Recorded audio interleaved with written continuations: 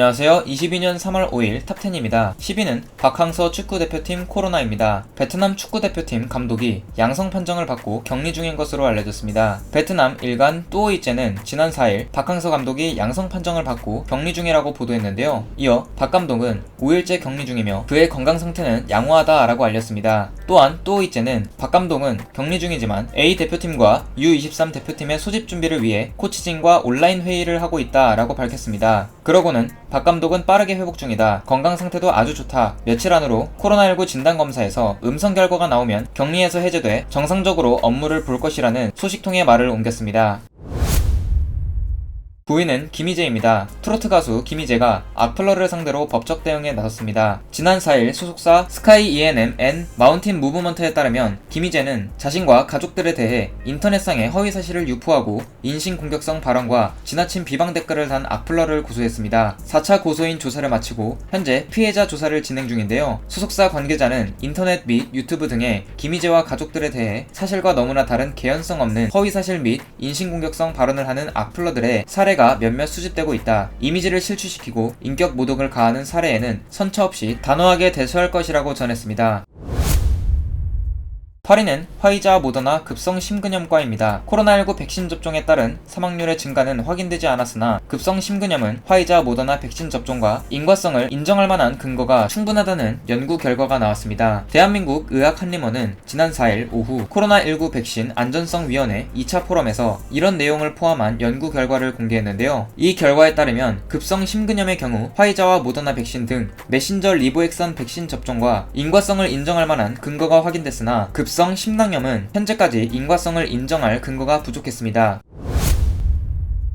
7위는 윤서인입니다. 국민의힘 만화가 윤서인을 중앙선거대책본부 국민화합위원회 언론특보단장에 임명했다가 논란이 불거지자 4일 해촉했습니다. 국민의힘 선거대책본부는 이날 윤씨를 단장직에서 해촉했다고 밝혔는데요. 앞서 윤씨는 지난 3일 SNS에 국민의힘 선대본부 소속 국민화합위원회 언론특보단 임명장 사진을 올렸습니다. 임명 날짜는 지난달 23일이었습니다. 윤씨의 임명을 두고 국민의힘 내부에서도 과거부터 친일 논란, 조두순 사건 피해자 비하, 독립운동가 비하 등으로 인터넷 여론이 좋지 않은 인물이라며 중도층 표가 이탈할 수 있다라는 지적이 나왔습니다. 이후 국민의힘 공보단은 언론의 국민화합위원회에서 독자적으로 절차를 진행한 것으로 파악됐다라며 윤씨의 임명 사실을 확인한 후 즉각 해촉 조치했음을 알려드린다라고 공지했습니다.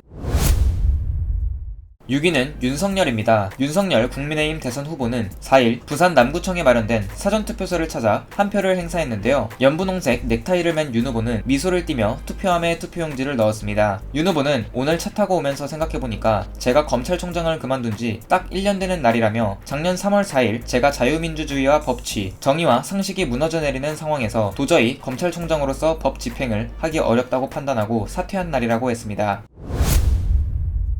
5위는 강남 10층 성매매입니다. 경찰이 건물 전체를 꾸며 풀살롱 영업을 하던 성매매 업소를 단속해 업주 1명, 종업원 15명, 손님 42명 등 58명을 형사입건해 조사하고 있습니다. 지난 4일 수서경찰서는 지난 2일 밤 10시 40분부터 3일 새벽 5시까지 강남 한복판에서 500평이 넘는 10층 빌딩 전체를 이용해 하이브리드식 영업을 하던 성매매 업소를 단속했다라고 밝혔습니다. 경찰에 따르면 이들은 유사 성행위를 하는 하드코어 업소와 술을 마시고 숙박시설에서 성매매를 하는 풀살롱을 합쳐 성매매 백화점식 영업을 했습니다. 경찰 관계자는 피해자는 지난해 4월 빌딩 전체를 유흥시설로 만들고 인터넷을 통해 손님을 모았다라며 손님들이 영업 제한 시간을 넘겨 접객원들과 술을 마시게 하고 성매매를 알선했다라고 말했습니다. 4위는 이재명입니다. 더불어민주당 이재명 대선 후보는 4일 나라에 돈이 없는 게 아니라 도둑이 너무 많다라고 말했습니다. 이 후보는 이날 오후 춘천 유세에서 똑같은 성남시 예산을 가지고 빚지거나 세금을 안 올리고도 전임 시장이 맡긴 7,285억 원 부채를 3년 6개월 만에 대부분 정리하고 현금 5천억 원을 갚았다라며 이같이 말했습니다. 그는 도둑이 너무 많을 뿐 아니고 도둑이 선량한 도둑 잡는 사람한테 도둑이라고 뒤집어 씌우더라 라면서 이게 정치라고 말했습니다. 이어 자기 사욕 제 주머니를 채우다가 그거 막는 선량한 정치인을 뒤집어 씌우고 퇴출, 좌절시키고 국민을 위해 정치하는 게 아니고 자신을 위해 정치하는 이런 잘못된 정치가 결국 우리 삶을 이 정도밖에 못 만든 것이라며 정치만 똑바로 하면 나라를 완전히 새롭게 만들 수 있다라고 강조했습니다. 3위는 김아랑입니다. 쇼트트랙 국가대표 김아랑이 1년 만에 아버지와 만났습니다. 지난 4일 밤 11시에 방송된 MBC 나 혼자 산다에서는 2022 동계올림픽 특집으로 쇼트트랙 은메달리스트 김아랑과 아버지의 재회 현장이 공개되는데요. 아버지의 근무지에 깜짝 방문한 그녀는 입구부터 자신을 반기는 플래카드의 습격에 차마 얼굴을 들지 못하는 귀여운 모습으로 웃음을 자아냈습니다. 그녀는 힘든 시련이 많았다. 똘똘 뭉쳐서 원팀이 되었기에 은메달도 원없이 기뻐할 수 있었다라며 더욱 뜻깊었던 이번 올림픽 여자 계주 경기 뒷이야기를 들려주고 메달을 아버지의 목에 가장 먼저 걸어들여 훈훈함을 자아냈습니다.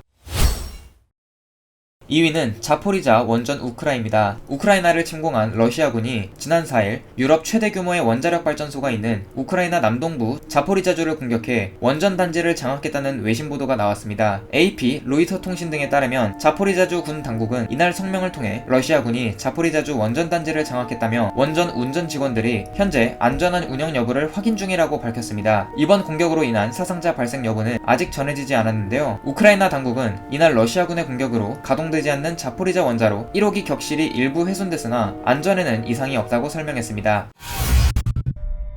1위는 삼척 산불 헬기입니다. 강원 삼척까지 번지고 있는 경북 울진 산불이 영월, 강릉 등 곳곳에서도 산불이 발생하는 가운데 산림당국이 일출과 동시에 투입 가능한 진화 헬기와 장비 인력을 총 투입해 진화에 나섰습니다. 오늘 5일 산림당국에 따르면 이날 해가 뜨자마자 울진과 삼척 지역의 산림청 헬기 29대, 군 헬기 18대, 소방 헬기 7대, 경찰 헬기 2대, 국립공원 헬기 1대 등 총 57대를 투입했다고 전했습니다. 공무원과 진화대원, 소방대원, 군부대, 경찰 등 진화 인력만 1200여 명이 투입됐는데요. 산불이 동시다발적으로 발생한 탓에 각 지역에 투입할 헬기 수를 조정하는 등 당국은 동원 가능한 헬기를 총동원하고 있습니다.